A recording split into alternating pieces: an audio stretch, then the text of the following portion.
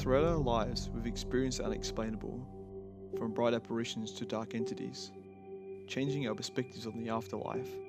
Now we seek answers and intend to capture evidence of paranormal existence.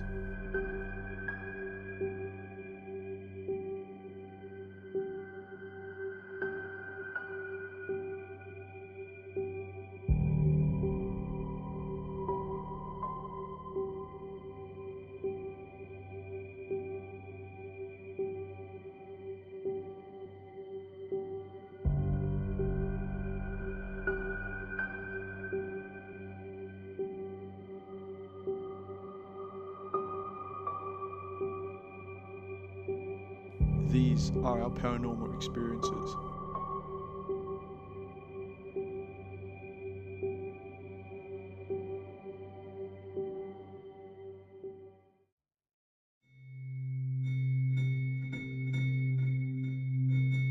The Richmond Bridge. The Richmond Bridge is Australia's oldest surviving large stone arch bridge. It was built in 1825 by convict labour whom were under the superintendence of Major Bell, who was acting engineer and inspector of public works, and William Wilson, who was the superintendent of stonemasons. The exact designer of the bridge remains uncertain, but according to several sources, Thomas Bell and David Lambie have been attributed to the architectural design. After its completion, the bridge was initially named after John Thomas Bigg. Bigg was a royal commissioner, and during his inquiry into state agriculture and trade in 1820, he suggested that a bridge be constructed, as a local river crossing south of the bridge was prone to spring and winter flooding. Bigg understood and recognised the need for a bridge, as it would help connect trade from Hobart to Port Arthur and also the East Coast. The bridge's construction also saw the rapid expansion of the surrounding town.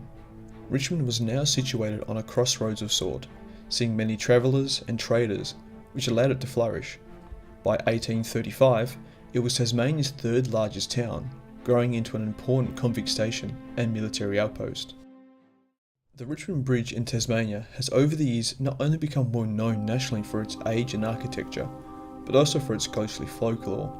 Statewide, the bridge has become subject to many local ghost stories, such as Grover the Flagellator, who was a cruel convict overseer during the bridge's construction and because of it, was brutally murdered by the convicts he tormented. Folk tales like this has led many paranormal enthusiasts and investigating teams to investigate the bridge and to find out if it is indeed haunted.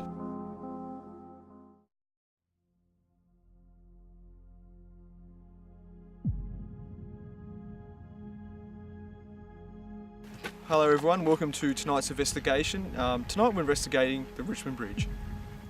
So at the moment we're actually got a little plan here, and we're going to actually revise on what we're on our previous captures here at the Richmond Bridge.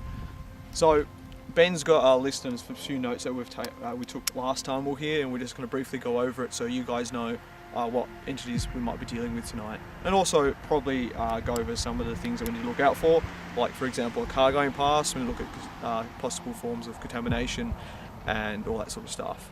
The most significant thing we learnt is the spirit's name. His name was Ethan. He was murdered on the bridge. I believe he was thrown over and then landed on the bank and died. He was religious and married. He was a builder, designer of the Richmond Bridge, plus a church. He was intelligent enough to watch society evolve around him. And picking up on sort of things, what a car is, what a plane was, as you've seen in our last investigation here, that he actually pointed the rods towards said car and plane.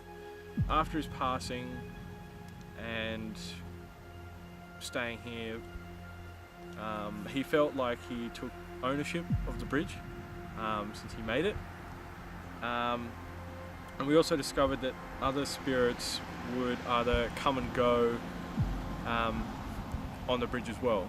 I don't think we talked to those spirits, but there were spirits around him who were asking him. That's about it. That's pretty much the most significant things that we've learnt. Yeah, we didn't get a whole lot last time. It's just mostly just Ethan we were talking to, and Ethan does almost resemble, wasn't it Grover? That guy who was like he was in charge of the convicts who were building the bridge, or how the story goes, and years afterwards he got into a bar fight or something and got thrown over the bridge, and that's a similar death to what Ethan had. So I don't know if Ethan's Ethan or who we're actually talking to, or even if that is real. But we did get stuff like K2 readings as well. Also the rods, dividing rods, are also moving quite a bit that night. Although we do need to be careful because we didn't really capture anything else beside those two strange occurrences through our devices. We didn't really feel anything. Well, I do remember feeling something touch my hands, but always got to be careful with that sort of stuff. It's very hard to measure that sort of thing. It could be just like a strange light wind breeze or something that's rolling across my fingers, and it might be slightly warmer or cooler than the air around us. Because tonight, for example, we've been experiencing, as we're just doing all the cinematography and EMF baseline readings, just sudden warm breezes, which is it is a little bit of a warm spring night, so we do need to be careful of that and take that into consideration. Now that we've discussed that, we've sketched up some dodgy looking map. You probably really can't see it too well. There we go. Alright, so it's gonna be a little bit dodgy, and I'm not already good at designing maps or anything like that, but just to show you guys what we're gonna do tonight. So we're thinking about putting some sort of surveillance, like a camera that overlooks us in the car park area. So let's have a look there. So let's pretend that's the car park. It was more on the grass, but that's going to be the car park area. We're going to put a night vision camera. We're going to put it on super shot mode, which means that it will have real crappy FPS, but you'll be able to see everything on the bridge. We might experiment and put it off super shot mode sometime throughout the night to see where we're going. We also will probably do a few experiments either underneath the bridge, underneath it, or on top of it with two DVRs, one recording on a high sort of quality and one on a low quality. We're going to see if that will get any different sort of responses. They'll be both recording at the same time as well. We'll be just carrying our normal handheld cameras as well. We'll probably also use EDI, so EDI, which will measure over time in the places we put it, either underneath the bridge or on top of it with us, the temperature changes, humidity, pressure and that sort of thing. We'll take it around with us. It's really good for collecting data. Also we have our normal others EMF EMF readers, such as like the MEL and the K2. We'll be using those in conjunction with all of our other devices. We might even use the rods again and see how we go tonight. So we have brought a little bit more gear with us tonight than previously, which hopefully might help us throughout this whole entire investigation process when gathering data and such. We also did I think, do we want to get that out? We'll get this to show you guys what that actually looks like. We'll flick it over and quickly look at the conditions, the forms of contamination. So right there, if we can see it. My correction's right. We've got stuff like ducks, crickets, cars, airplanes, people, sometimes. So we're going to keep an eye out for that sort of stuff. As I think in here right now is a car actually going past, so we're probably going to be interrupted a lot tonight. We are outside, so we also need to keep an eye out for like stuff on our camera lenses, like moisture. Has been raining a little bit, so that's another thing to look out for. Also, just like dust and dirt and anything else that you could mistake it for orbs or something like that. Results to our preliminary EMF reading sweep. Our location, so like under the bridge, east side, west side, then on top of the bridge, we actually did three sweeps of the bridge, so up the right side, down the left side, and then back up through the middle to get that reading. The times that we've done it, our EMF reading itself, which read 0, and the temperature at the time. So so it's about 15 degrees or so in these locations on average. But yeah, no EMF readings to really go off. Last time we did get EMF readings, but I don't remember we got that many initially, so we might have to start communicating before we will get anything. So that's the briefing over and done with. Now we're just going to get straight on into it and start with probably using 2 DVRs and seeing if we can get any responses, and if we do, comparing the 2 DVRs and seeing if the responses are the same.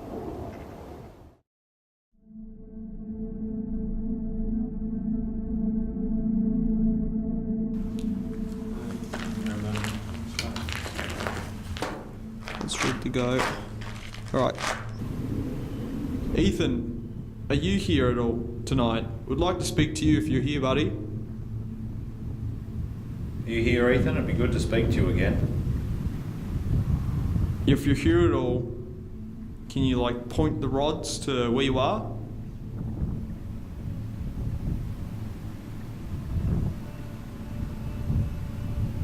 Anything? No. Give it a go. Yeah. I don't even remember if we got anything down here last time. I think we did.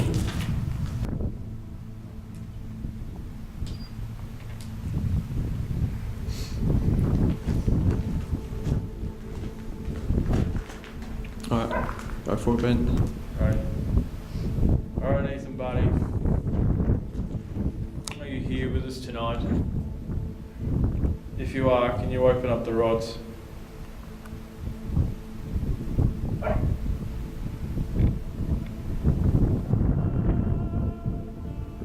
Breeze. Right, Ed's opening it for a yes. I feel a bit dodgy because of the breeze. Can we face away? Face away.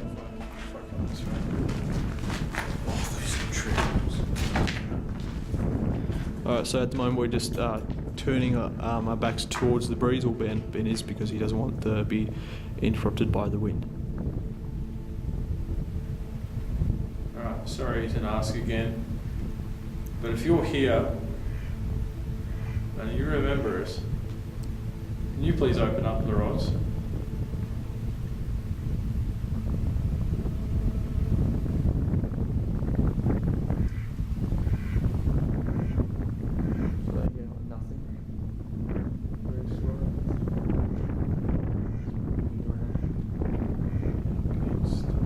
At about this time, our EDI device picks up an EMF fluctuation. However, we cannot tell if it's just a natural occurrence as it is very low. Well, if you are, Ethan, do you have that, Melvin? Yeah. Well, if you are here, Ethan, do you mind if you can touch that device in Sam's hand? So Sam's the one I'm actually pointing at. And if you touch that little tiny antenna on top of what we call a device called the millimeter, it will measure you. It will detect you. Do you think you can touch that for us, Ethan?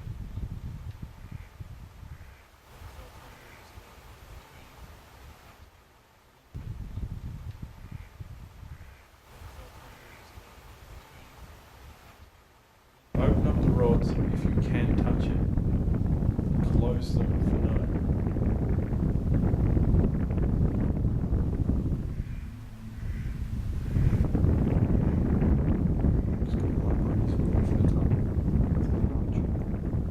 Need both rods opened up, buddy. Receiving little other communication and not capturing any EVPs, we head to the other side of the bridge. On the west side of the bridge now, I'm just going to try out the same thing, see if we get anything different. Yeah, we thought. Going to see if we can get anything, if Ethan's on this side as well, or if we can get any other sort of spirits or... You're not a bull, Ben. Yeah, Ben, just calm down. Alright, I'm going to turn on the DVRs and I'm going to get them recording simultaneously again. Alright, is anyone on this side of the bridge? If you are, you're welcome to come and communicate with us tonight. And can you let us know by moving the rods, or by speaking to those devices on the ground, or by even going up to Sam's hand, the guy I'm pointing to at the moment, and interacting with the devices in his hand? You might be able to touch them and manipulate them somehow, and they will read what you are. I think this is too windy for the rods, I'm just going everywhere. Can we go on the other side of the bridge, just around the corner? We'll stay, if the rods aren't working, we'll stay and just keep doing the EMF stuff. And seeing if we can... This is too windy. And I don't want to give false readings. Well, that's fair enough. Well, if there's anyone actually here wanting to communicate, I'll come over to where Sam is so I can actually get a good look at him. So if anyone is here, can you please go and touch the green light, or go up to the red screen and attach a little tiny antenna on top of something, what we call a mill device. They won't do anything. Up there where Sam's pointing. If there's anyone who wants to communicate, can you please do that?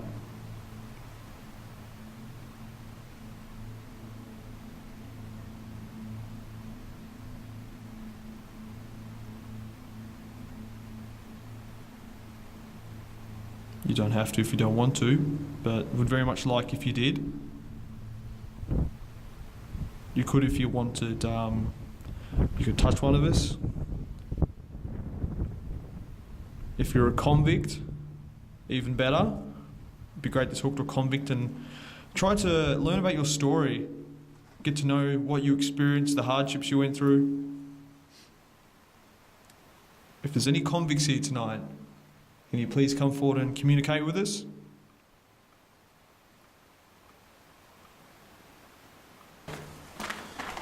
Come on. We want to learn your story. We want to know what it was like to live back then. If you want to communicate with us at all, can you please just touch that green light? Just focus all your energy on that little tiny green light. Do you think you can do that? And then we can start communicating with you. So focus all your energy on that little green light and make it spike. There's colours on that K2, and if you can go to the red, the further you can get to red on the K2, the better. Then I'll go get the spirit box, which will make like white noise, and also you might be able to speak to the frequency, I don't know. However you may manipulate it, you can speak through it and we can hear your voice. Would you like that? Again, we receive an EMF reading, but we're not too sure if it is a natural occurrence or not. If you don't know how to communicate with us, can you tap on the wall or maybe throw a pebble or make a noise?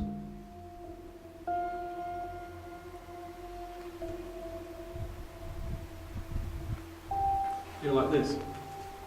Pick up a rock and just...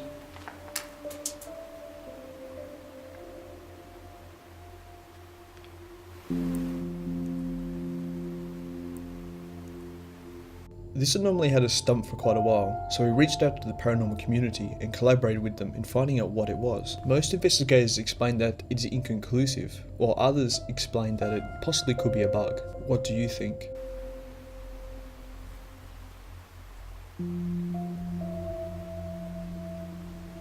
We can be patient, like how patient you were when you're building this bridge. I would imagine a lot of blood, sweat and tears went into making this bridge. It might be a while since someone's spoken to you directly, but we want to talk to you.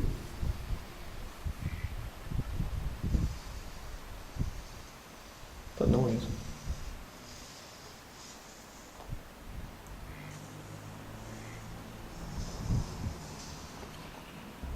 It's like someone on gravel.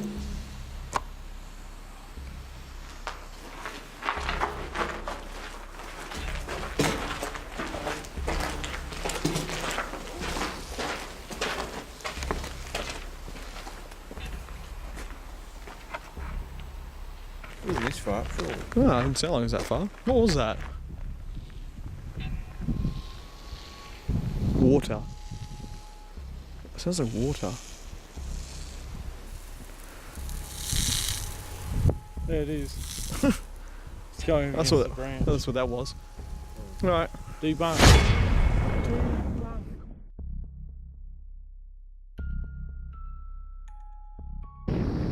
Alright, we're just back at the west end underneath the tunnel, or yeah, underneath the bridge, and we're just going to do a spirit box session using the SB11.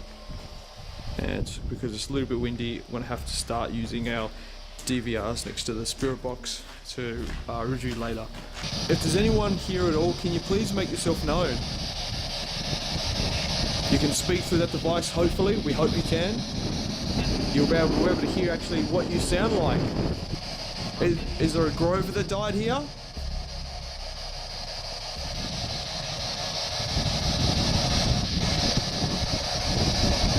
Did you get thrown from a bridge and die? Yes or no? Do you know that you're dead?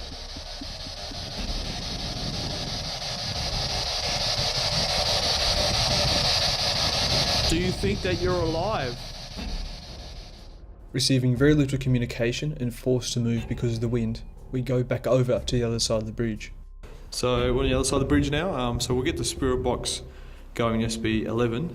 I think we're just using one channel. Is it two channel? One, you're going to use the one. We're just using one. This one at the moment.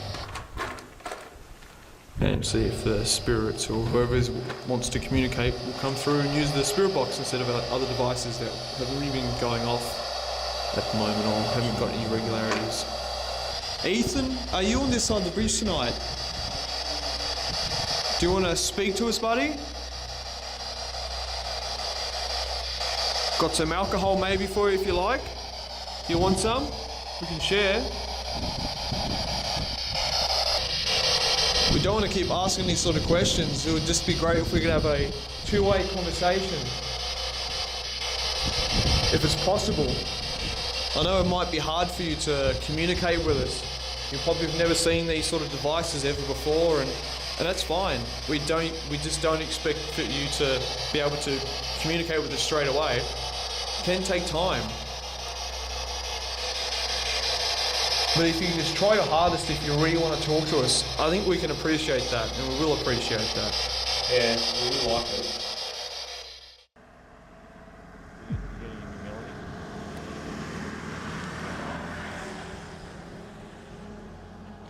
If you could point both the rods in the direction you are standing on your bridge. Point them to where you are. Please.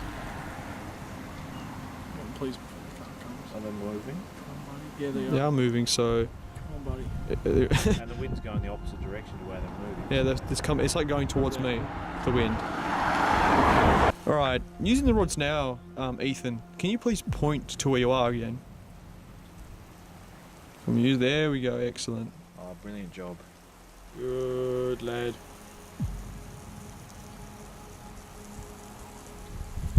Still standing in the middle of his bridge. Oh, no, still pointing the same direction he was when he was over there. Do you want to go on that side of the bridge? Yeah.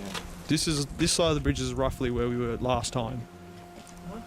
If you can move the rods to where you are now, we're just going to do a few tests. Can you please point to where you are now? That's pointing. Is that going with the wind again? That's going with the wind. No, the wind's blowing on my back. So that's going against the wind, and that's pointing in the middle of the bridge again. Hey, Ethan, are you standing where Sam's standing? Roughly in the middle of the bridge.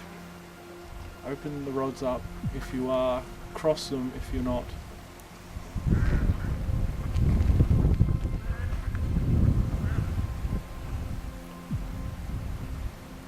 It's opening. Good lad. So it's where Sam is. Is it Ethan that we are talking to? Open for yes or cross them over for no?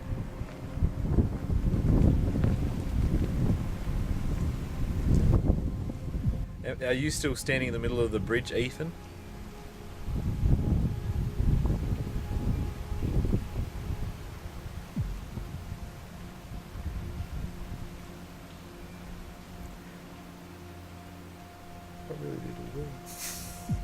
So it's open for Yeah, yes. that would have been a yes. Sorry for laughing. So just like he's just like standing in the middle of the bridge. Does he get hit by the cars? Oh, yeah. Yeah. Is there any way that we can get evidence of you existing rather than you using the rods? Can you actually, I don't know, appear for us, or make our EMF meters go off or anything like that, so we can kind of document it? Can you do that for us? The best one would be you actually appearing in front of us, but I know it's a big ask. Oh. I like how they're saying no. Do you have enough energy to appear for us in physical form?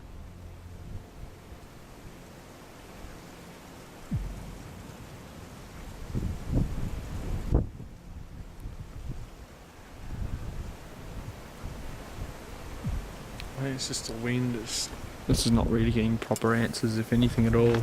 Like we haven't had any EMF readings at all this time. Like nothing. No. Nothing to back them up at all. No. Alright guys, that's it for tonight. We tried to investigate the Richmond Bridge as best we could, but there was so much contamination in terms of cars, people, drunk people, Wind. mobs of people. We're like out in the rural Tasmania and Richmond, and there seems to be so many people that we didn't expect would be out at 10 o'clock at night. It's like a Saturday in Hobart down by the waterfront. Yeah, it's like Salamanca, and I don't know why there's so many people. I'm driving around. It's a Thursday night. We chose this night because it's midweek. People presumably have work or stuff to do tomorrow, so we thought they'd be in bed early or at home with their family and whatever. But we weren't lucky tonight, so we had to put up with cars during investigation. That meant we couldn't do some of our experiments, especially with DVRs. We did manage to do some, and you guys will have seen that already. But yeah, it was a bit of a iffy night. We really couldn't do what we wanted, so it kind of sucks, but we hope you guys did enjoy what we do present to you.